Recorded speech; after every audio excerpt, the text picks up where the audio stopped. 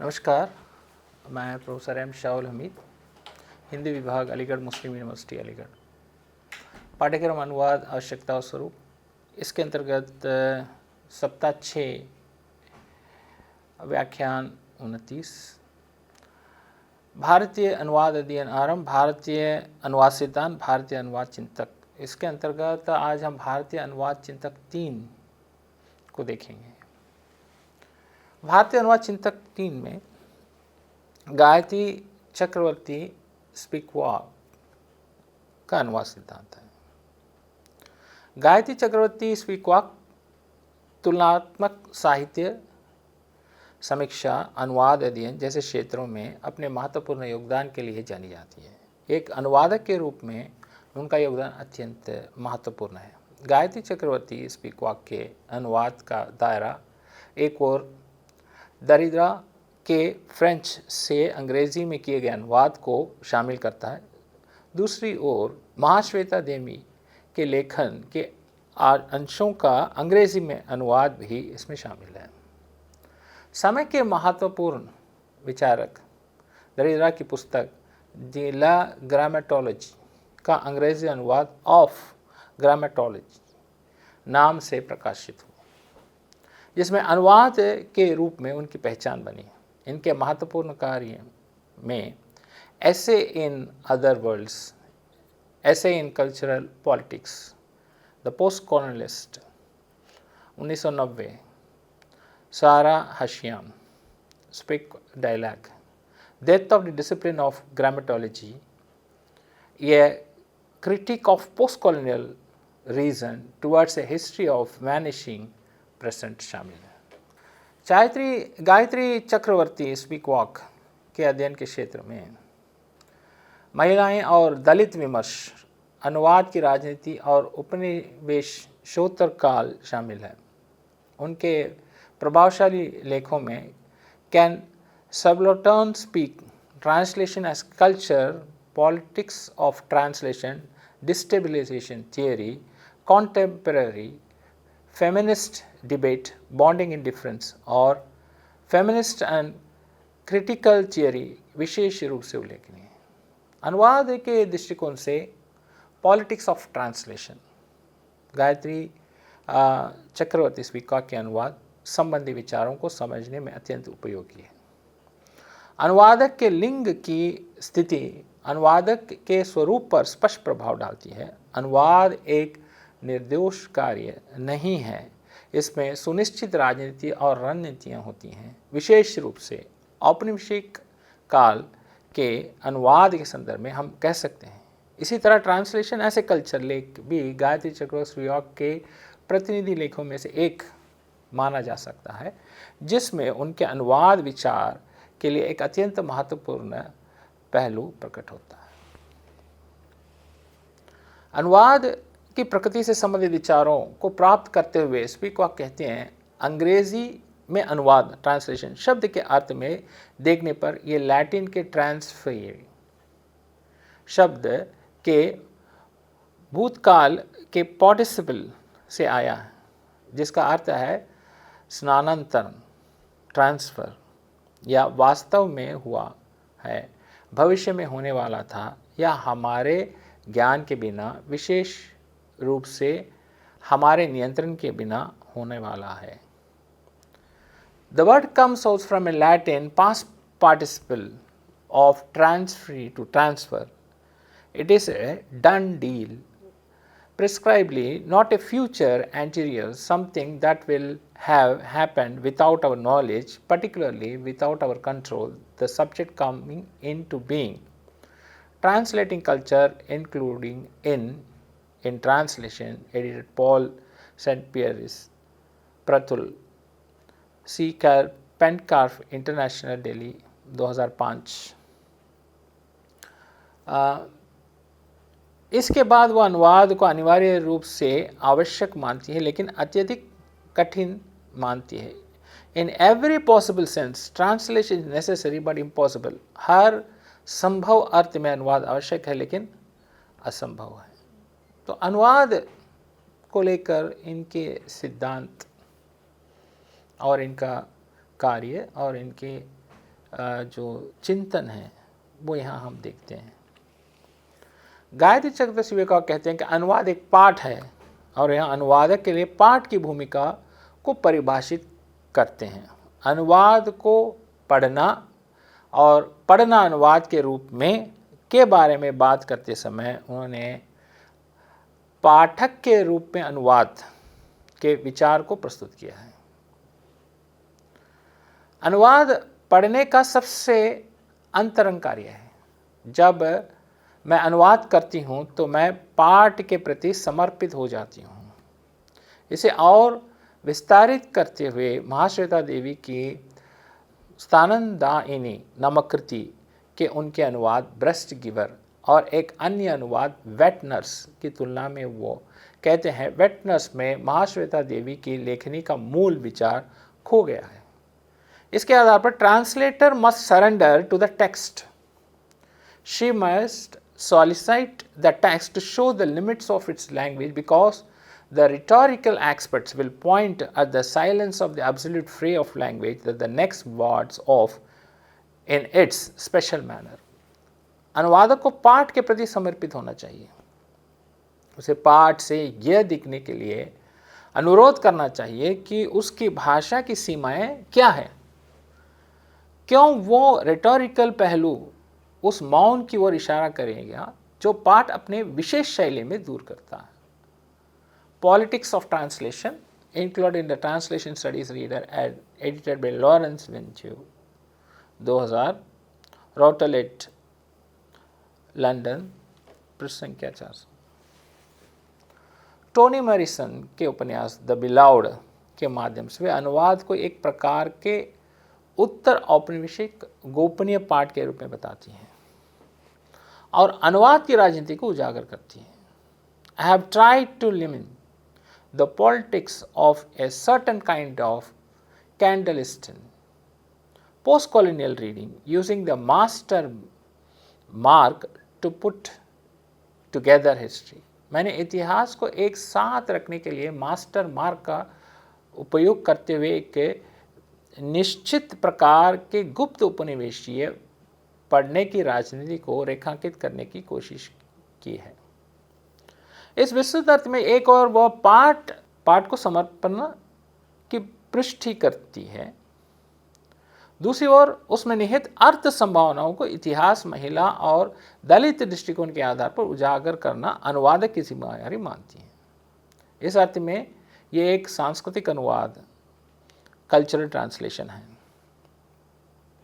अनुवाद की राजनीति के संदर्भ में राजनीति करने वाले लोग और गायत्री चक्रवर्ती स्पिवाक तथा लिंग स्थित जेंडर्ड पोजीशन के बारे में कुछ विचारों पर विरोध व्यक्त किया गया है, लेकिन व्यापक दृष्टिकोण से देखने पर गायत्री चक्रवर्ती स्पिवाक भारतीय अनुवाद विचार में ही नहीं बल्कि वैश्विक स्तर पर अनुवाद विचार में महत्वपूर्ण योगदान देती है। अमेरिका में रहने और वहाँ पढ़ाई करने के बावजूद उन्हें भारतीय विचारकों में शामिल करने का चरण भारतीय आधार पर विचारक है। भारतीय रचनात्मकता के अनुवाद के साथ उनका गहरा संबंध है।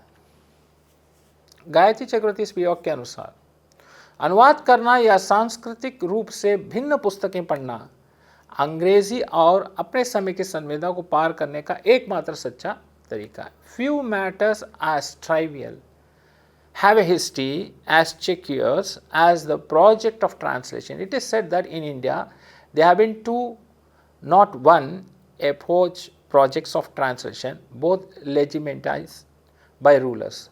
The first by the Mughal ruler who commissioned the translation of religious scripture like the Ramayana, Mahabharata, even the Panchatantra into Persian. And the second by colonial ruler who read the classicals too serious and endeavored to translate the Vedic corpus and the Shastriya literature into English for the establishment of Britannical rule. It is therefore too well known, particularly to colonized subjects, that translation is a political act. To have Chakravarti Spivak, one of the greatest literary theorists in the world, reflect on the art of the translation is a delightful privilege, and this week Delhi had it. तो ये यहाँ पे एक उदाहरण है, तो वहाँ पे इनकी एक उस पर विचार प्रस्तुत है।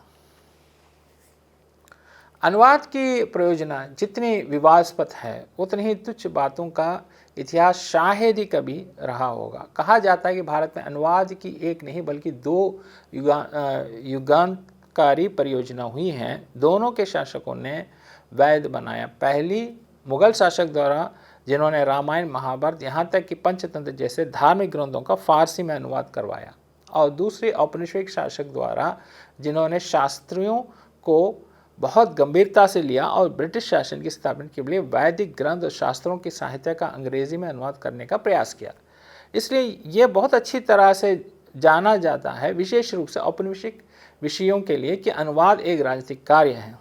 दुनिया के महानतम साहित्यिक सिद्धांतकारों में से एक गायत्री चक्रवर्ती स्पीक द्वारा अनुवाद की कला पर विचार करना एक सुखद विशेष अधिकार है, और इस सप्ताह दिल्ली में ये सौभाग्य मिला, तो उसी का यहाँ पे हिंदी रूपांतर है। तो यहाँ हमने गायत्री चक्रवर्ती स्पीक को देखा। अगले हैं हरीश त्रिवेदी। हरीश त्रिवेदी का अनुवाद सिद्धांत। प्रोफेसर हरीश त्रिवेदी का नाम भारतीय अनुवाद चिंतकों में महत्वपूर्ण है। ये प्रमुख अनुवादक, साहित्यिक समीक्षक और विचारक के रूप में हरीश त्रिवेदी उल्लेखनीय काम कर रहे हैं। दिल्ली विश्वविद्यालय में अंग्रेजी के प्रोफेसर रहे त्रिवेदी ने आधुनिक भारतीय अनुवाद विमर्श को बदलने में पर्याप्त योगदान दिया है। समकालीन अनुवाद पर उनका अध्ययन अत्यधिक मूल्यवान है। लंदन विश्वविद्यालय और शिकागो विश्वविद्यालय में अतिथि प्रोफेसर के रूप में कार्य करते हुए वे अनुवाद के क्षेत्र में महत्वपूर्ण योगदान दे रहे हैं। उन्होंने जो प्रमुख कृतियाँ प्रकाशित की हैं उनमें शामिल हैं colonial translation, English literature in India, Calcutta से इसका पब्लिश हुआ है। सह संपादक literary and national Britain and India 1800 और 1900 London 2000। Post colonial translation theory and practice with Susan Bassnett, Routledge London 2000। Integrating post colonialism theory text and context with M Mukherjee, Indian Institute of Advance Studies Shimla 1996। इसके अतिरिक्त इन्होंने कई प्रमुख लेखों की रचनाओं का अंग्रेजी में अनुवाद किया है, जिनमें प्रमुख Premchand, his life and times, और प्रकाशन के अंतर्गत जो है वो है शेखर एक जीवनी, आज्ञाकृत उपन्यास है, का अंग्रेजी अनुवाद। ये प्रकाशनीय है, प्रकाशन के अंतर्गत है।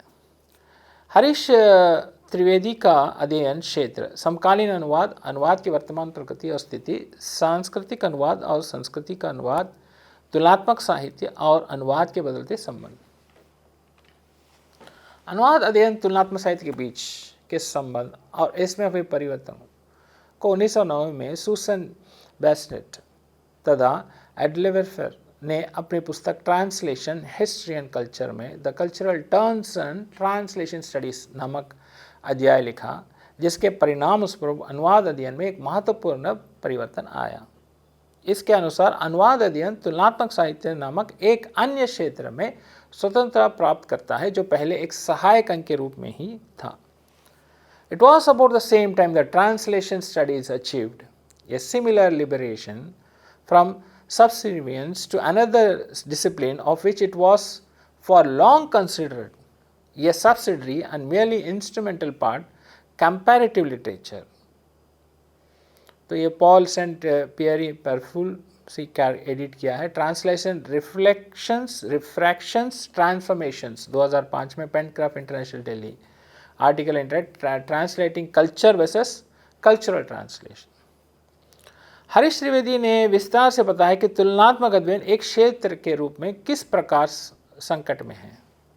यहाँ हम गायत्री चक्रवर्ती स्पिवॉक द्वारा लिखित डेथ ऑफ द डिसिप्लिन नामक रचना को याद कर सकते हैं, जिनमें तुलनात्मक साहित्य की स्थिति को समझा जा सकता है। होमी भाभा की the location of the culture पुस्तक के कल्चरल ट्रांसलेशन अध्याय का उल्लेख करते हुए हरीश त्रिवेदी भाभा को सांस्कृतिक अनुवाद का एक महत्वपूर्ण उदाहरण मानते हैं, लेकिन अनुवादित व्यक्ति बनने से पहले वे मूल व्यक्तित्व पहचान के स्वामी थे। बाबा के विचार को स्पष्ट करते हुए वे कहते हैं कि सांस्कृतिक अनुवाद के माध्यम से बाबा का लक्ष्य दो भाषाओं के साहित्यिक रचनाओं और संस्कृतियों के अनुवाद से संबंधित नहीं है। इसके बजाय उनका लक्ष्य मानव के स्थानांतरण की प्रक्रिया और स्थिति को इंगित करता है। हरीश त्रिवेदी अनुवाद शब्द के अत्यधिक असंगत अर्थ में उपयोग के खिलाफ हैं। झुम्पा लहरी के उदाहरण में वह सांस्कृतिक अनुवाद को गलत तरीके से उपयोग का उल्लेख करते हैं। झुम्पा लहरी कहती हैं, and whether writer as an American or an Indian about thinking American or Indian or otherwise, one thing remains constant, I translate, therefore I am। मैं अपने बचपन की भाषा को समझ नहीं पाता तो वो भारत का अनुवाद कैसे कर सकती है। कम से कम यहाँ सांस्कृतिक अनुवाद का उपयोग से सही नहीं कहा जा सकता। तो यहाँ पे भाषा और संस्कृति पर विचार किया गया। हरीश त्रिवेदी अपने विश्लेषण में भारतीय भाषाओं में लिखी गई साहित्यिक कृतियाँ, विशेष रूप से हिंदी साहित्य को शामिल करते हैं। हरिवंश राय बच्चन की मधुशाला के बारे में उल्लेख करते हुए कहते हैं कि एंड्रे लेफेरवे के शब्द में यह पुनर्लेखन है, लेकिन सुजीत मुखर्जी की परिभाषा के अनुसार यह नवलेखन है, new writing. Post colonial translating theory and practice, it by Susan Besant, Harish Trivedi. इसमें इस तरह तुलसीदास के उदाहरण में, तुलसीदास जन्म से ब्राह्मण होने के बावजूद उनकी रामचरितमानस संस्कृत में ना लिखी जाकर देशी भाषा में लिखी गई है, कहते हैं। यह अनुवाद के विनियोग कारण का एक अच्छा उदाहरण है। यह पृष्ठ संख्या 10 में ये कहा है। हरीश त्रिवेदी साहित्यिक अनुवाद के खिलाफ लगातार विकसित हो रहे माहौल के प्रति चेतावनी देते हैं। ये एक बहुत ही खतरनाक स्थिति होगी, क्योंकि if literary translation is allowed to wither away in the ages of cultural translation, we shall sooner than later end up with a wholly translated, monolingual, monocultural, monolithic world। in translation में उन्होंने कहा है। इस प्रकार हरीश त्रिवेदी एक जागरूक अनुवाद विचारक हैं और जो हमारे सामने इस तरह से प्रस्तुत करते हैं कि दार्शनिक आधार को एक दृष्टिकोण प्रदान करते हैं और समय, देश और परिस्थिति के अनुसार दर्शन पर विचार करते हैं।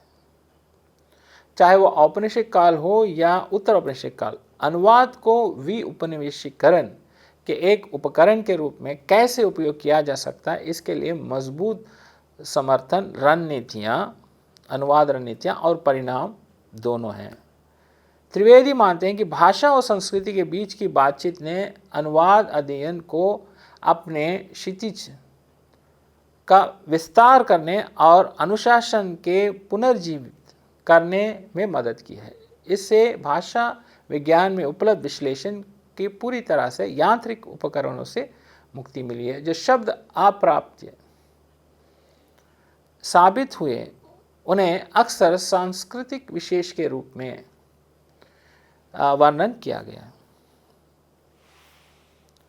संस्कृति का अनुवाद, संस्कृत का अनुवाद बनाम सांस्कृतिक अनुवाद, मोडोलिंगुआ http://modilingua.com रिसर्च इसमें बताया। तो इन्होंने कहा है कि जो शब्द अप्राप्य साबित हुए, उन्हें अक्सर संस्कृति विशेष के रूप में वर्णित किया गया है।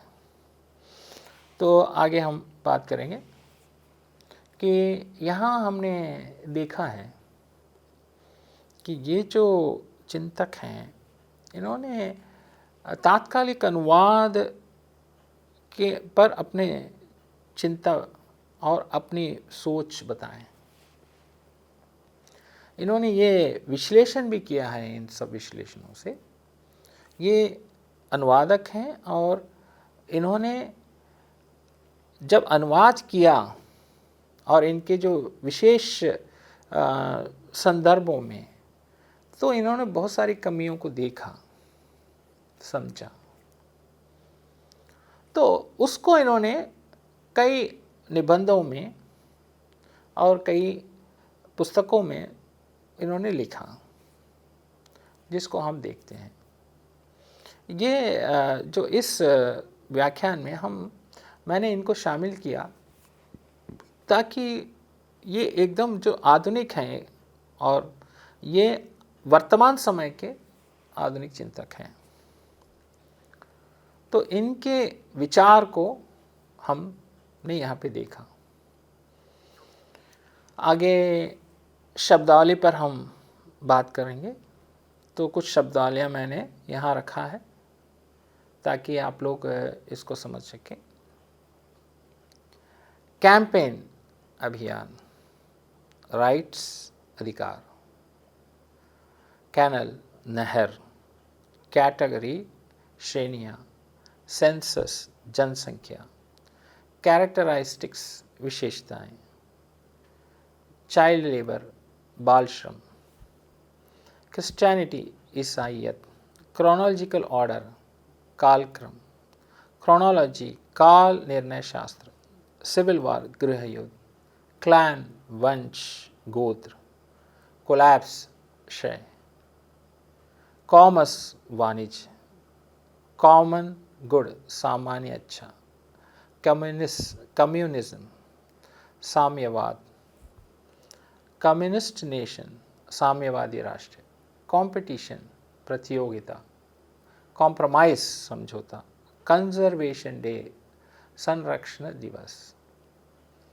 कॉन्स्टिट्यूशनल अमेंडमेंट्स संवैधानिक संशोधन, कंस्ट्रक्शन निर्माण, कंज्यूमर सोसाइटी उपभोक्ता समाज, कंसप्शन उपभोग, कॉन्टिनेंटल महाद्वीपीय, कन्वेंशन सम्मेलन, कोऑपरेशन सहयोग, कोरोलरी परिणाम, करप्शन भ्रष्टाचार, कॉटन कपास, कोर्ट अदालत, क्रेडिट उधार, कल्चरल सांस्कृतिक, करेंसी मुद्रा। तो इस प्रकार से हम कुछ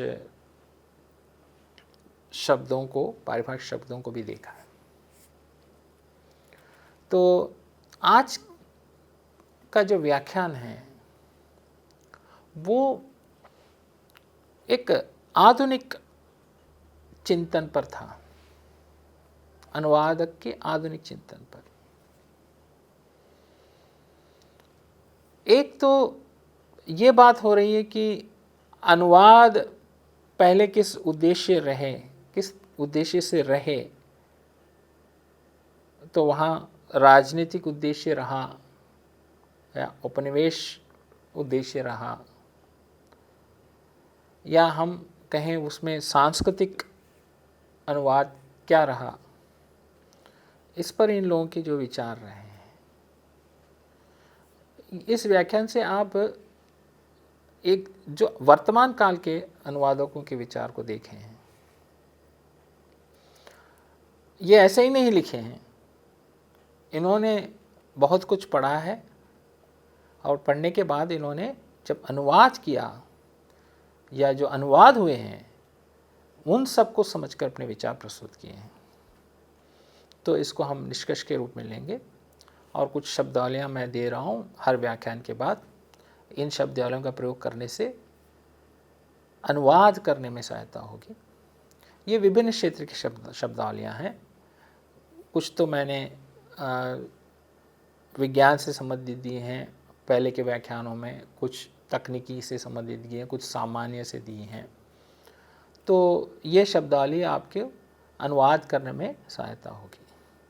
अभी जो मैंने जो अब इसमें जो व्याख्यान से, मतलब उस व्याख्यान से संबंधित ही है, जैसे हम साहित्य से संबंधित बात कर रहे हैं या हम एक दर्शन से संबंधित बात कर रहे हैं, तो उससे संबंधित वाली कुछ शब्दावलियाँ दे रहा हूँ ताकि आप लोग उसको समझ सकें, उसको साथ साथ पढ़ सकें। वैसे अगर हम शब्दावली को देखें तो ये बहुत सारी शब्दावलियाँ हैं, 4000 से ज़्यादा शब्दावलियाँ हैं, जो और भी मतलब लगभग एक क्षेत्र में अगर हम जोड़ते जाएं, ये प्रमुख शब्दावली मैं कह रहा हूँ 4000 से ज़्यादा, और हर क्षेत्र के अलग अलग से शब्दावलियाँ हैं। तो प्रमुख शब्दावली 4000 आपको याद रखने, जो आपको याद रखना है अनुवादक के रूप में, वो 4000 शब्दावली है। तो आज का व्याख्यान मैं यही समाप्त करता हूँ। संदर्भ पुस्तक ग्रंथ एवं अन्य प्रकाशन के रूप में अनुवाद विज्ञान सिद्धांत एवं प्रविधि भोलानाथ तिवारी और अनुवाद विज्ञान की भूमिका कृष्ण कुमार गोस्वामी, अनुवाद सिद्धांत MTT 10 इग्नो, वेबसाइट पर उपस्थित कई अन्य प्रकाशन। तो इससे हमने विकीपीडिया से भी हमने लिया है और कई वेबसाइट्स से, जैसे उनके इन चिंतकों के बारे में ब्लॉग से भी मैंने लिया है। तो ये सब इसमें सम्मिलित है, संदर्भ के रूप में लिया गया है, प्रस्तुत किया गया है, ताकि आप लोग इसको समझ सकें और उसको सरल भाषा में प्रस्तुत करने की कोशिश की है, ताकि आप मेरा व्याख्यान अच्छी तरह से समझ सकें। आज का व्याख्यान यहीं समाप्त होता है। धन्यवाद, नमस्कार।